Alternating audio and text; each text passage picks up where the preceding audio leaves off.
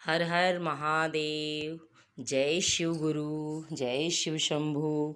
आप सभी भक्तजनों का मेरे नई वीडियो में स्वागत है। और आज मैं एक महादेव की बहुत प्यारी सी कथा लेकर आई हूँ, जो शिव चर्चा के माध्यम से ये कथा सुनाई जाती है। आप सभी को तो ये पता होगा कि हम रोज़ अच्छे अच्छे भजन सुनते हैं, सुबह शाम भजनों का आनंद लेते हैं। लेकिन आइए एक आप सभी को बहुत ही प्यारी सी शिव गुरु की कथा सुनाने जा रही हूँ। आप सभी इस कथा को आनंद लीजिए, अच्छे से इस कथा को सुनिए और देखिए कि शिव गुरु की महिमा कैसे बताई गई है। तो सबसे पहले शिव गुरु के चरणों में कोटि कोटि प्रणाम। हरिंदर भैया, नीलम दीदी के चरणों में कोटि कोटि प्रणाम। सभी गुरु बहना, गुरु भाई के चरणों में कोटि कोटि प्रणाम। एक गांव में एक शिव गुरु की शिष्या थी। वहाँ पे सभी लोग उस गांव में मंदिर पे जब भी शिव चर्चा होता था तो सभी गुरु भैया गुरु बहना लोग उस मंदिर पर शिव चर्चा करते थे। तो वहाँ पर एक छोटी सी शिष्या थी, एक बच्ची थी, जो जब सब लोग शिव चर्चा करते थे तो वो भी जाकर शिव चर्चा में बैठ जाती थी और बहुत ही ध्यान से शिव गुरु की शिव चर्चा सुनती थी। तो उससे सभी लोग कहते थे कि बेटा तू यहाँ क्यों बैठी है, तुझे अभी तो तेरी उम्र खेलने कूदने की है, तो तू जाके खेल कूद, तू अभी यहाँ क्यों बैठी है। तो वो कहती थी कि मुझे शिव गुरु की शिव चर्चा में आने में बहुत आनंद आता है और मुझे भी शिव गुरु की शिव चर्चा करने में अच्छा लगता है, सुनने में अच्छा लगता है। तो जब वो बैठी रहती थी तो उसके सामने जितने भी शिव गुरु के जितने भी शिष्य थे, जितने भी भक्त थे, शिव गुरु की जितनी भी शिष्या थी, शिव गुरु भैया लोग थे, शिव गुरु की बहना लोग थी, जितने भी शिष्य थे, वो सब जब शिव गुरु की कथा सुनाते थे तो उसमें 3 सूत्र की मांगते थे कि 3 सूत्र में हमें क्या मांगना चाहिए। तो वो बच्ची बैठकर सुनती थी और कहती थी कि मुझे भी 3 सूत्र मांगना है। तो उन्होंने कहा कि नहीं बेटा, तुम अभी बहुत छोटी हो, तुम्हें 3 सूत्र का नहीं दिया जा सकता, तुम अभी खेलो कूदो। तो वो कहती है कि नहीं, मुझे 3 सूत्र का ज्ञान होना ज़रूरी है, आप मुझे बताइए, मेरा बहुत मन करता है कि मैं भी 3 सूत्र का ज्ञान समझूं कि ये 3 सूत्र क्या है। तब उसके बहुत ही अड़ग हो जाने पर सभी गुरु भैया गुरु बहना लोग ने शिव गुरु की इस 3 सूत्र को बताया कि 3 सूत्र में हमें क्या मांगना चाहिए, जिसमें सबसे पहले हमें शिव गुरु से पहले में दया, दूसरे में चर्चा और तीसरे में नमः शिवाय का जाप करना चाहिए। सभी गुरु भैया गुरु बहना ने उसे उस छोटी सी शिष्या को 3 सूत्र के बारे में बताया। तो वह शिष्या अपने घर गई और अपने माँ से कहती है कि माँ, मैं आज शिव गुरु की शिव चर्चा में गई थी और वहाँ मैंने 3 सूत्र का महत्व जाना। माँ, मुझे भी ये 3 सूत्र जानकर बड़ा अच्छा लगा और मैं भी शिव गुरु की शिव चर्चा करूँगी, 3 सूत्र का ज्ञान जगह जगह जाकर जन जन में बांटूंगी और सभी शिव गुरु की शिष्याओं के घर जाऊंगी, जहाँ जहाँ शिव चर्चा होगी वहाँ वहाँ जाऊंगी और शिव गुरु के ज्ञान को बांटूंगी। तो उसकी माँ ने कहा, रे बेटी, तू इतनी छोटी है, सुबह तो तू टाइम पर उठती नहीं है, तुझे इतना जगाना पड़ता है, तू कैसे शिव गुरु के 3 सूत्र को जानेगी, मानेगी और इस पर खरी उतरेगी। बेटा तू रहने दे, तू बहुत छोटी है, तेरे से नहीं होगा। तो वो बोलती है कि माँ नहीं, मैं ये करूँगी। उसकी माँ ने बताया कि बेटा, शिव गुरु की 3 सूत्र के लिए तुम्हें सुबह जल्दी जागना पड़ेगा, पूजा पाठ करना पड़ेगा, जाप करना पड़ेगा, नमः शिवाय का सुबह सुबह तुझे जाप करना पड़ेगा, तुझे पूजा पाठ करना होगा और जहाँ जहाँ शिव चर्चा होती है वहाँ वहाँ जाकर 3 सूत्र का नाम जाप करना होगा, लोगों में नमः शिवाय का जाप करके बताना होगा। तो उसकी बेटी ने कहा, माँ मैं करूँगी। उसी दिन से उसकी बेटी शिव गुरु के भक्ति भाव में लग गई और जहाँ जहाँ शिव चर्चा होता था वो छोटी सी शिष्या जाने लग गई, शिव गुरु की चर्चा करने लग गई, 3 सूत्र का मंत्र लोगों में बांटने लग गई। धीरे धीरे वह शिष्या बड़ी हुई, उसके शादी ब्याह हो गया और वो जगह जगह जाती थी। तो उसके माँ बाप को लगा कि चलो ठीक है, बेटी हमारी शिव गुरु में भक्ति में लीन है, शिव गुरु की शिष्या बन चुकी है, तो इसका विवाह कर देते हैं। अगर शिव गुरु के भक्ति में लगी है हमारी बेटी, तो इसका भी शादी के बाद इसका विवाह बंधन बहुत अच्छे से रहेगा, इसकी गृहस्थी रहेगी। उसके माता पिता को क्या पता था। वो जितनी बड़ी होती गई धीरे धीरे शिव गुरु की महिमा आराधना में लगी रही, और जहाँ जहाँ शिव चर्चा होती थी वो जाकर वहाँ वहाँ शिव चर्चा करने लगी। जब वो बड़ी हुई, उसके माता पिता ने उसका विवाह किया। फिर उसके धीरे धीरे करते 2 बच्चे हुए। एक दिन उसने अपने पति से कहा, स्वामी, मैं जब छोटी थी तब मैंने ऐसे 3 सूत्र के बारे में जाना था, और जहाँ जहाँ शिव चर्चा होती थी वहाँ वहाँ मैं जाती थी और जाकर मैं शिव चर्चा करती थी, 3 सूत्र का ज्ञान बांटती थी। तो स्वामी, मुझे शिव चर्चा में जाना है। एक दिन वह शिव चर्चा में गई और वहाँ पे बहुत ही लोग मंदिर पर शिव चर्चा कर रहे थे। जहाँ गुरु भैया गुरु बहना लोग शिव चर्चा कर रहे थे, वहाँ पर ये शिष्या पहुँची और इसने बचपन में ये शिव चर्चा करी थी, इसलिए लोगों ने ये शिव चर्चा सुनी तो लोगों ने इससे कहा शिव चर्चा करने के लिए। इसने वहाँ पर शिव गुरु की शिव चर्चा की। इस शिव चर्चा को सुनकर लोग बड़े प्रसन्न हुए और उन्हें इस छोटी सी बच्ची जो बड़ी हो गई थी, विवाह के बाद जब ये मंदिर गई तो इसकी शिव चर्चा सुनकर लोग प्रसन्न हुए। तो जितने भी गुरु भैया गुरु बहना लोग थे, उन्होंने ये कहा कि आप ही आज के बाद शिव चर्चा करेंगी, आपकी शिव चर्चा बहुत अच्छी है, आप बहुत अच्छी शिव गुरु की शिव चर्चा करती हैं। तब इसने कहा कि ठीक है, जहाँ भी शिव चर्चा होगी मैं शिव चर्चा करने आऊँगी। फिर एक दिन कहीं शिव चर्चा हो रहा था, वहाँ के लोगों ने इसको संदेशा भिजवाया और कहा कि शिव शिष्या, आपको शिव चर्चा करनी है। तो इसने कहा ठीक है, मैं अपने स्वामी से पूछकर कल शिव चर्चा के समय पहुँच जाऊँगी। फिर ये अपने स्वामी से सुबह उठी और उठकर सुबह घर का सारा काम किया, झाड़ू पोछा बर्तन किया, खाना बनाया और अपने पति के खेत से आने का इंतज़ार कर रही थी। जब इसके स्वामी खेत से आए तो इसने अपने स्वामी से कहा कि स्वामी, आज मुझे शिव चर्चा में जाना है। तो उसने कहा, क्या तुम शिव चर्चा में जाओगी? ये क्या होता है? तो इसने बताया कि जब मैं छोटी थी तब से मैं शिव गुरु की शिव चर्चा करती हूँ। मुझे 3 सूत्र का ज्ञान मैंने शिव चर्चा में जाकर लिया और यही ज्ञान मैं लोगों में बांटती हूँ, तो मुझे जाना है। इसके पति ने कहा कि तू नहीं जाएगी।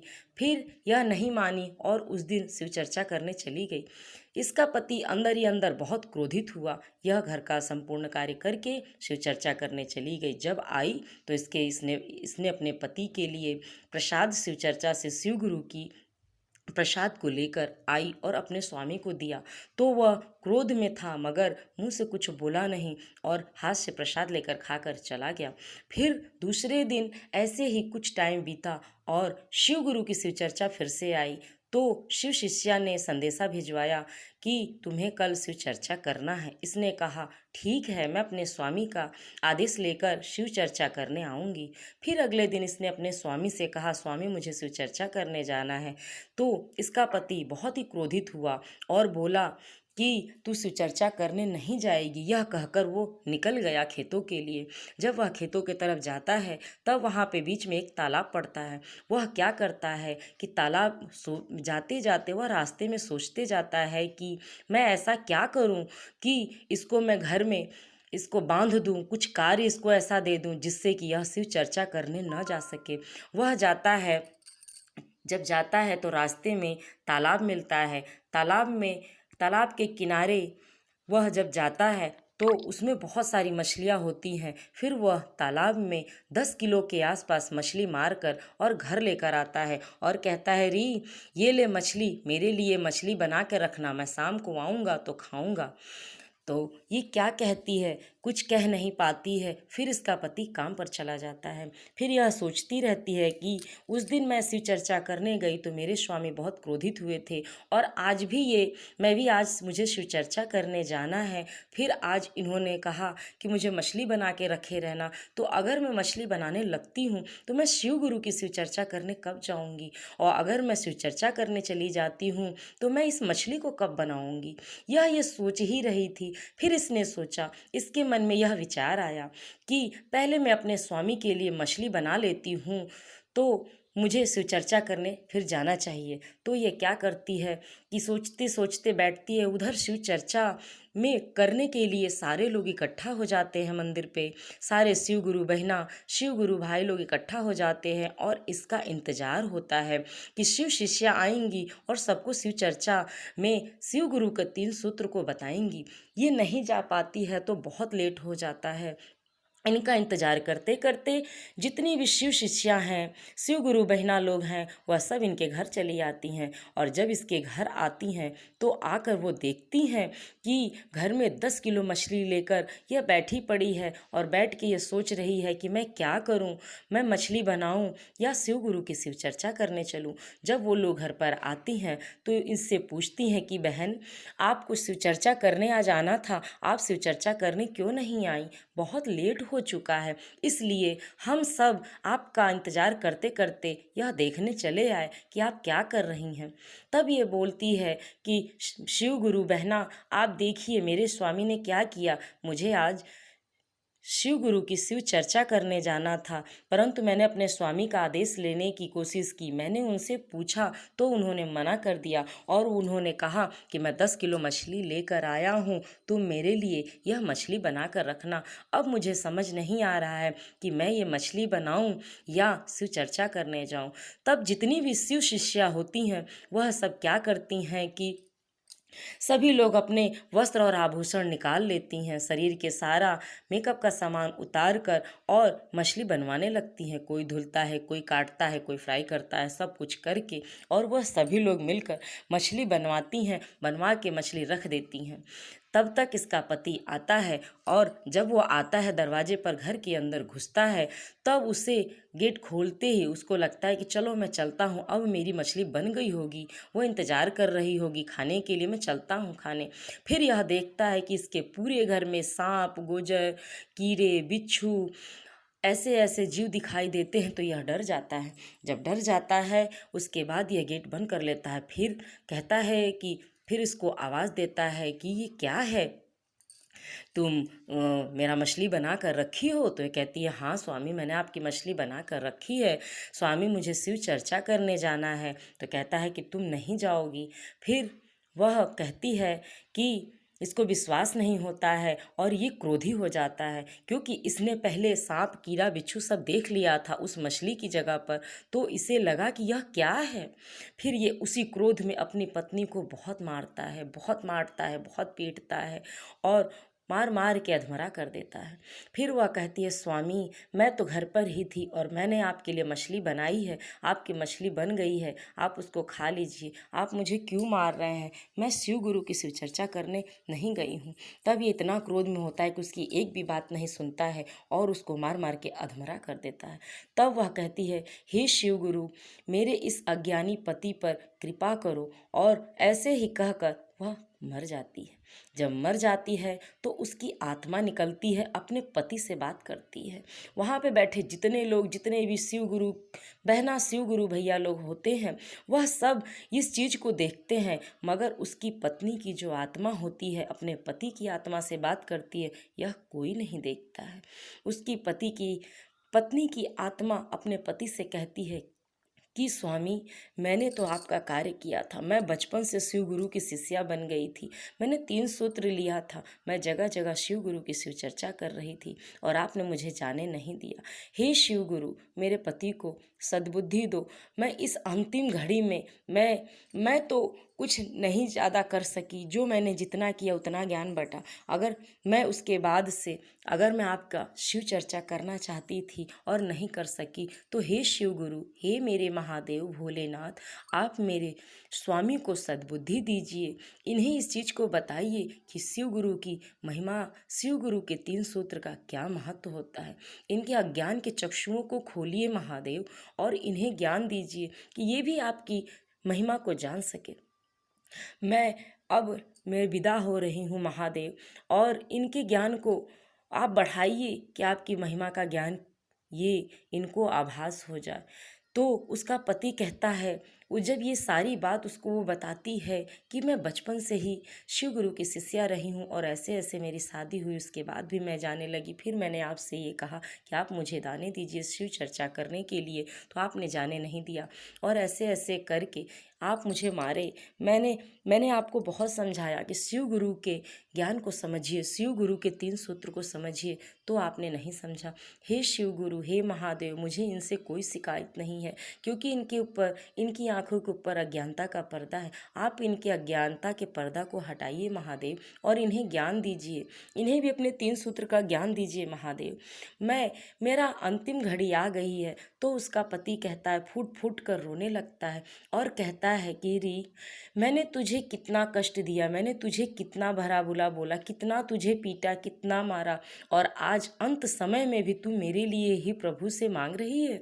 तो वो कहती है, हे महादेव, मेरा अंतिम टाइम आ गया, मैं सुहागन ही जाऊं, मगर आप अपनी डोली भेजो प्रभु और मुझे ले चलो।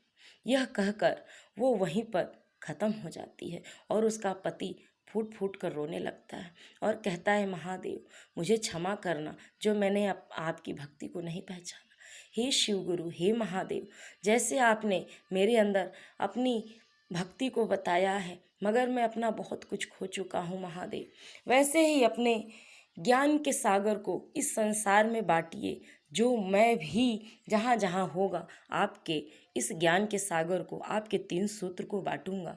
तो वहीं से वो भगवान की भक्ति में लग जाता है और भगवान के भक्ति के मार्ग को पकड़ लेता है और शिव गुरु की 3 सूत्र को नाम जपने लगता है। बोलिए हर हर महादेव की जय हो।